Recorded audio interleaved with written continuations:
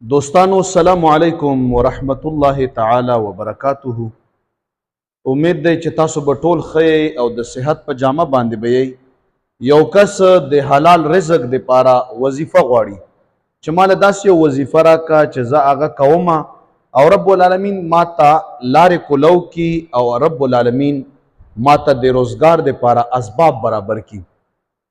نو د هغې دپاره وظایف خو ډېر زیات دي او یو وظیفه چې دا هغه د هغه وظیفه چې کومه په قرآن عظیم الشان کې راغلی ده.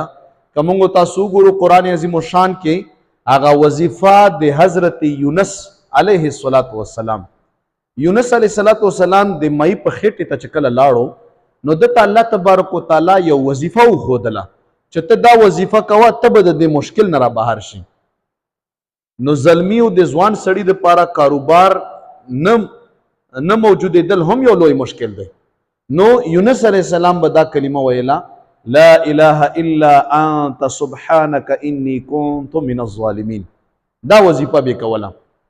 نو بیا په تفسیر جلالین په دې پاس حاشیه باندې علامه جلال الدین سیوطی رحمت الله علیه لیکلی دي چې څوک 1500 وارې دا کلمه روزانه بنیاد باندې وایي الله پاک به مشکل آسان کی.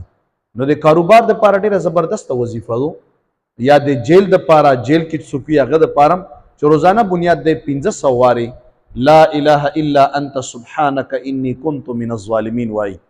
نو دا 40 ورځې وظیفه ده کوئ انشاءالله الله تعالی به در باندې رحم کوي. الله پاک مو خوشحاله کا. جزاکم الله خیره.